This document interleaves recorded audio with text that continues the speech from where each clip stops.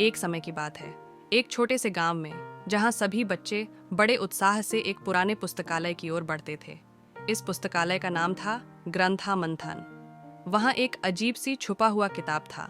यह किताब किसी अमूर्त जादू के बारे में थी, जिसमें गहरी रहस्यमयी शक्तियां छुपी हुई थीं। गांव में एक छोटा सा लड़का नामक अर्जुन रहता था। उसकी जिज्ञासा से भरी आंखें इस पुस्तकालय की ओर जाती रहती थीं। उसने सपने में भी सोचा नहीं था कि एक दिन वह वहां पहुंचेगा। लेकिन एक दिन उसने अपने सब साहस इकट्ठा किया और उस पुस्तकालय की ओर बढ़ा। जब उसने जादू की किताब को हाथ लगाया तो वह एक और दुनिया में पहुंच गया। पहली बार उसने जादू की शक्ति का अनुभव किया। उसने सीखा कैसे फूलों को हरा बना दिया और पंख उड़ाने की कला। उसकी जिज्ञासा सीमित नहीं हुई और उसने किताब की हर रहस्यमय शक्ति को अध्ययन किया। अर्जुन ने गांव में वापस लौटकर अपनी नई जादू की कलाओं का प्रदर्शन किया।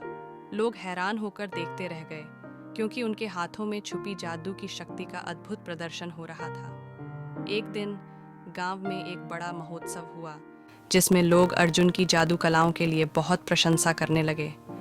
महोत्सव के दौरान एक विशाल पुरानी देवी की मूर्ति के सामने आकर्षित हुआ।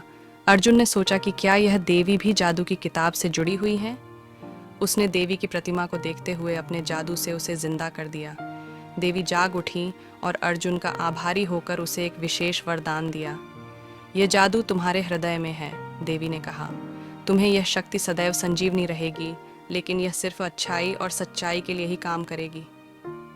इस वरदान के साथ अर्जुन ने गांव की मदद करना शुरू किया। वह अब जादू सिर्फ अपनी बढ़ती हुई उन्नति में नहीं, बल्कि गांव के लिए भी प्रयुक्त करता था। उसने सिखाया कि जादू की शक्ति सच्चाई और नेकी की ओर बढ़ाने के लिए होनी चाहिए।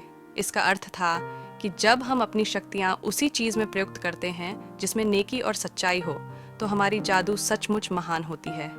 और इसी प्रकार गांव ने अर्जुन की जादू की कलाओं से प्रेरित होकर नई ऊंचाइयों को छूने की शक्ति प्राप्त की, जिसने सबको यह सिखाया कि जादू उसी के अंदर है जो नेक और सच्चा है। और वैसे ही वह बच्चा जो कभी सोचता था कि उसमें कोई खास बात नहीं है, उसने अपनी असीम शक्तियों का अनुभव करके दिखाया कि हर कोई खास है। सिर्फ उसकी नेक इच्छा और संवेदनशीलता की आवश्यकता होती है।